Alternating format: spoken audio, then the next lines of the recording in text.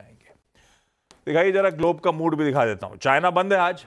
China कल finally खुलेगा, लंबी छुट्टी के बाद, हफ्ते भर की छुट्टी के बाद जब खुलेगा तब उस पर फोकस करेंगे। अभी एशिया बाकी जो है सब ठीक ही कर रहा है, सब इन ग्रीन है, क्योंकि यूएस से वीकेंड का हैंडओवर बढ़िया था।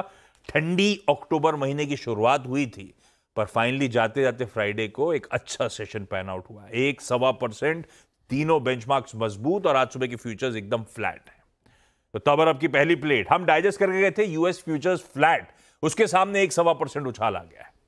तो इसीलिए आपको बढ़िया डिफरेंशियल है जो आज सुबह सुबह डाइजेस्ट करना है। और वहां से जाना जाए भाई, यूएस में वैसे वो जॉब्स रिपोर्ट अवेटेड थी, मिडिल ईस्ट में सरदर्द बना हुआ था, तो उससे रिलेटेड डेवलपमेंट सब जान लेंगे। और माज, गुड मॉर्निंग, कैसा मूड? Good morning Ashish. और no bad news is good news जिससे कहते हैं। तो हमें वीकेंड पर जाते जाते एक चिंता थी कि इजराइल क्या करेगा। कोई बड़ी बात नहीं हुई जिस तरह की चिंता थी कि तेल के ठिकानों पर मामला कि ऐसा कुछ नहीं है, कुछ भी कभी भी हो सकता है। एक ओवरहैंग अभी भी बना हुआ है कि कभी भी कुछ भी हो सकता है, मगर फॉर नाउ वीकेंड पर तो कुछ नहीं हुआ। जैसे उनके जो ऑन ग्राउंड ऑपरेशंस है वो तो जारी ही है। आज सुबह भी खबर आई थी कि बेरूट के दक्षिणी इलाकों में अभी भी बमबारी की जा रही है इजराइल की तरफ से।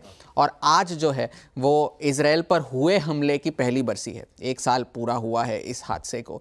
और ग्लोबल मार्केट्स, इस तरह के अगर आप हादसे होते हैं तो मार्केट्स पर असर पड़ता है, एसेट क्लासेस पर असर पड़ता है। लेकिन ये जो अगली प्लेट जो आएगी आपके स्क्रीन पर, उससे आपको पता चलेगा कि ग्लोबल बाज़ारों ने इस इवेंट को एक ओवरहैंग की तरह भले ट्रीट किया हो, मगर उसके ज़्यादा असर नहीं पड़ा है।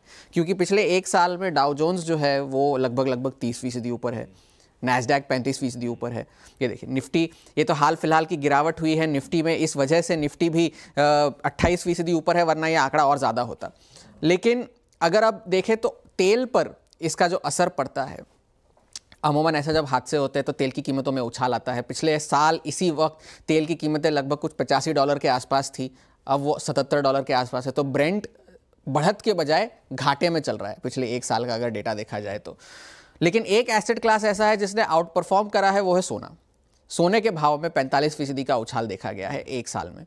एक हेवन बाइंग जिसे कहते हैं, इस तरह के जब जियोपॉलिटिकल इवेंट्स होते हैं तो हेवन बाइंग में बढ़त आती है। तो सोने के भाव पिछले साल $1800 के आसपास थे, अब $2600 है। लोग कह रहे हैं 3000 तक जाएगा सोना। तो ये एक आउट परफॉर्मर रहा है। इक्विटीज़ तो चलिए अच्छा किया ही है, मगर सोने ने सबको आउट परफॉर्म किया है एसेट क्लास की वजह से। अब यूएस के बाज़ारों में आपने जैसे कहा फ्राइडे का सत्र अच्छा था। वो अच्छा इसलिए था क्योंकि 2 जो बहुत महत्वपूर्ण आंकड़े आने थे, नॉन फार्म पेरोल्स के और महंगाई बेरोजगारी के आंकड़े। नॉन फार्म पेरोल्स में अनुमान ये था कि 1.5 लाख नौकरियां जुड़ी 2.5 लाख, काफी बेहतर। बेरोजगारी की दर का जो अनुमान था वो था कि वो स्थिर रहेंगी एट 4.2%, आई 4.1%। तो ये बात बाजार को अच्छी लगी। इस वजह से सारे बाजार ऊपर थे, तीनों बेंचमार्क इंडेक्सेस ऊपर थे। और इस फ्राइडे की बढ़त की वजह से मंडे से थर्सडे तक जो ये तीनों बाजार लड़खड़ा रहे थे वो हफ्ते में बढ़त के साथ बंद हुए। मामूली सी बढ़त, लेकिन बढ़त। तो अब इनसाइड एज लगे या आउटसाइड एज लगे, चौका तो चौका होता है, तो बढ़त होती है। तो वीकली गेन के साथ रजिस्टर हो गया रिकॉर्ड बुक्स में। अब ये आने वाला हफ्ता बहुत महत्वपूर्ण है हमारे बाजारों के लिए भी, यूएस के बाजारों के लिए भी। अब होना ये है कि बहुत सारे डेटा आने वाले हैं। आज कंज्यूमर क्रेडिट का डेटा आएगा, कल ट्रेड डेफिसिट का डेटा आएगा। बुधवार को जो एफओएमसी की बैठक हुई थी जिसमें 50 बेसिस पॉइंट्स की ब्याज दरें काटी गई थी, उसके मिनट्स आएंगे। तो उससे ये पता चलेगा कि कौन से फेड ऑफिशियल ने क्या कहा। बयानबाजी का दौर तो जारी रहेगा, इस हफ्ते भी काफ़ी सारे फेड ऑफिशियल्स बयान देने वाले हैं। गुरुवार को इनिशियल जॉबलेस क्लेम्स तो आने ही है, मगर उसके साथ ही साथ महंगाई के आंकड़े आएंगे। तो उससे ये पता चलेगा कि फेड कहाँ तक पहुँचा है अपने 2% के लक्ष्य से। और शुक्रवार को जो है वो प्रोड्यूसर प्राइस इंडेक्स के आंकड़े आएंगे। तो एक डेटा हैवी हफ्ता है अमेरिका के बाजारों के लिए भी। और अर्निंग सीजन की शुरुआत यहाँ भी होने वाली है और वहाँ भी होने वाली है। कल पेप्सी के नतीजे आएंगे वहाँ, फिर गुरुवार को डेल्टा एयरलाइंस के नतीजे आएंगे, गुरुवार को डोमिनोज पिज्ज़ा के नतीजे आएंगे। तो गुरुवार को महंगाई और पिज्ज़ा दोनों के आंकड़े आने वाले, तो पता चलेगा उससे कि अमेरिका के लोगों ने पिज्ज़ा खाना छोड़ा है या नहीं। और शुक्रवार को जो है बड़े नतीजे आएंगे, जेपी मॉर्गन के, वेल्स फार्गो के, जो बड़े बैंक्स हैं वहाँ के नतीजे आएंगे। तो एक बड़ा डेटा हैवी वीक है अमेरिका के बाज़ारों के लिए भी। एशिया के बाज़ार आज सुबह काफ़ी अच्छा कर रहे हैं। चाइना के बाज़ार कल खुलेंगे, वो एक बड़ी चीज़ देखने वाली होगी, क्योंकि वहाँ पर अब खबरें ये आ रही है कि कल वहाँ पर जो इकोनॉमिक उनकी जो विंग है वो एक ब्रीफिंग करने वाली है स्टिम्युलस को लेकर। उस पर नज़र होगी। चाइना के बाद एक हफ्ते में काफ़ी कुछ हुआ है, तो वहाँ पर बाज़ार का क्या रिएक्शन होगा और रीओपनिंग के बाद वो देखा जाएगा। तो कुल मिलाकर बात यह है कि एक ओवरहैंग बना हुआ है कि इजराइल क्या करेगा, मगर बाजार का कहना है जब करेगा तब देखेंगे। फॉर नाउ एक बड़ा कैवियट है, माहौल ठीक है। माहौल ठीक है, कोई बुरी खबर नहीं दिख रही इस समय। चाइना जब बंद हो रहा था तो 8% मजबूती के साथ शंघाई बंद हुआ था। 7 दिन बाद कल खुलेगा तो देखते हैं। निकाल तो लिया उन्होंने इतना सारा डालने के लिए, अभी और क्या करेंगे देखते हैं। गिफ्ट निफ्टी तो खैर आज संकेत अच्छे दे रहा है।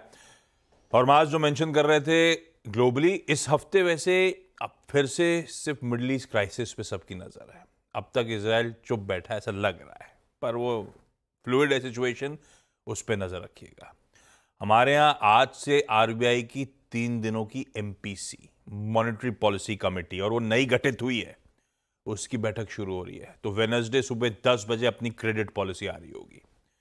इसी के साथ साथ थर्सडे के दिन हमारा रिजल्ट सीजन का आगाज हो जाएगा, क्योंकि दिग्गज टीसीएस के थर्सडे को रिजल्ट्स आने हैं, और उसी दिन यूएस का इन्फ्लेशन प्रिंट भी आएगा। ठीक है, यह है इस हफ्ते के हाइलाइट्स। लेकिन अब चले जाए वीरू के पास, समझा जाए मार्केट्स में ये जो हल्का बहुत हरियाली नजर आ रही है इसको कैसे प्ले करा जाए। पेनफुल रहा था बीता हफ्ता, बढ़िया रहा था फ्राइडे का वो स्ट्रैटेजी, सेल ऑन राइज के अप्रोच के साथ अपन लोग उतरे थे, और ये बातचीत हुई थी ऊपरी स्तर पर बिकवाली का प्रेशर फिर हावी होगा। पूरा 470 पॉइंट दिन के हाई से इवेंचुअली हम करेक्ट हुए।